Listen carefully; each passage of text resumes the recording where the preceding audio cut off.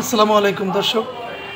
এই যে রিপিট মিটারের যে একটা সোজা একটা পকেট কাটার একটা সিস্টেম, আপনার কত ধরনের যে সমস্যা এই রিপিট মিটারে আপনি নিজের টাকা রিসার্চ করবেন, তারা মিটার যে মিটার লাগাইছে মিটারের যে টাকা আপনার মিটারের যেখানে অ্যাটাচ করা আছে সেই জায়গা যার মিটার তার, কিন্তু এই মিটারের ভাড়া, তারপর প্রত্যেকটা রিচার্জে প্রত্যেক মাসে একটা রিচার্জে এদের ডিমান্ড চার্জ, কিলো চার্জ, মানে বিভিন্ন ধরনের ভ্যাট ইত্যাদি মিলিয়ে, যেমন আমি এখন 1000 টাকা রিচার্জ করছি। 1000 টাকা রিচার্জ করার পরে আমার টোটাল মিটারে জমা হয়েছে 747 টাকা, এবং ডিমান্ড চার্জ, ভ্যাট আর একটা যেন কিসের চার্জ, এই চার্জটা মিলিয়ে টোটাল 252 টাকা কাটছে।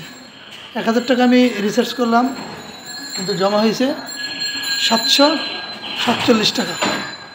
এটা আসলে আমি এখন রিচার্জ করি। এবং অনেক সময় দেখা যায় যে আপনার কি বলে, যখন ওনাদের বিদ্যুতের দাম বাড়ে মিটারে, মনে করেন প্রত্যেক ইউনিটে 1 টাকা বা 50 পয়সা যখন বাড়ে, তখন 210টা নাম্বার দেয়। এই 210টা নাম্বার চাপতে কোনো একটা মানুষ মানে গেডি থেকে চোখ থেকে সব ব্যথা হয়ে যায়। মানে 210টা নাম্বার চাপা, এটা কি আপনারা মনে করছেন? অনেকেই এটার অভিজ্ঞ আছেন যে চাপটা এটা এন্টার করতে যাই অনেক সমস্যায় পড়ছেন। আমিও 2বারে 210টা নাম্বার রিসার্চ করতে হয়েছে। এখন আমার প্রশ্ন হয়েছে যে আমি টাকা দিয়ে ইউজ করব, কিন্তু এত ধরনের ঝামেলা কেন আমি পোহাবো? এবং এই যে আমার থেকে 1000 টাকায় 252 টাকা চার্জ কেটে নিল, ডিমান্ড চার্জটা কিসের, কিলো চার্জটা কিসের, ব্যাট ঠিক আছে, ব্যাট সরকারি ব্যাট, এটা দিতে হবে, কিন্তু অন্যান্য যে চার্জগুলো এগুলো কেন? আমাকে যে সে বিদ্যুৎটা দেবে, বিদ্যুৎটা আমার বাসা পর্যন্ত পৌঁছতে যে তারটা লাগবে, সেই তার কত কিলো, তাদের যে মেইন যে ট্রান্সমিটার বা যে জায়গার থেকে আমার বাসা পর্যন্ত পৌঁছে দেবে বা মিটার পর্যন্ত পৌঁছে দেবে, সেইখান থেকে যে তারটা লাগে ওই হিসাবে তারা কিলো চার্জ নেয়।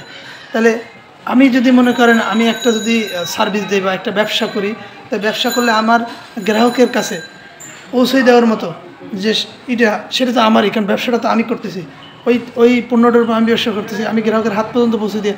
এখন আমি যদি বলি আমি বাজার থেকে আনছি, সেখানে আর ভ্যান গাড়ি ভাড়া আছে, এটার চার্জ দেন, তাহলে আমি এখানে নামছি এটার চার্জ দেন, আমি উঠেছি এটার চার্জ দেন, তো এরকম যদি হয় তাহলে কেমন হবে? অথচ প্রতি মিটারে প্রতি ইউনিটে যে দাম বাড়ায়, কয়দিন পর দাম বাড়ায়, সেটার জন্য তো আমরা কিছু, কিন্তু এই যে কিলো চার্জটা কিসের? কিলো চার্জের জন্য আমি তাদের গ্রাহক সেবায় ফোন করছি, কথা বলছি, সেই কিলো চার্জের জন্য তারা কোনো উত্তর দিতে পারে নাই, যে এটা সঠিক কোনো উত্তর দিতে পারে নাই। বলে যে এটা কিলো চার্জ আপনার, আবার বলে যে আপনার বাসায় কী কী ডিভাইস চলে, এই ডিভাইসের উপর একটা চার্জ আছে। এই ধরনের বদরসন আছে, ঝামেলা আছে, আপনারা জানেন সবাই এটা।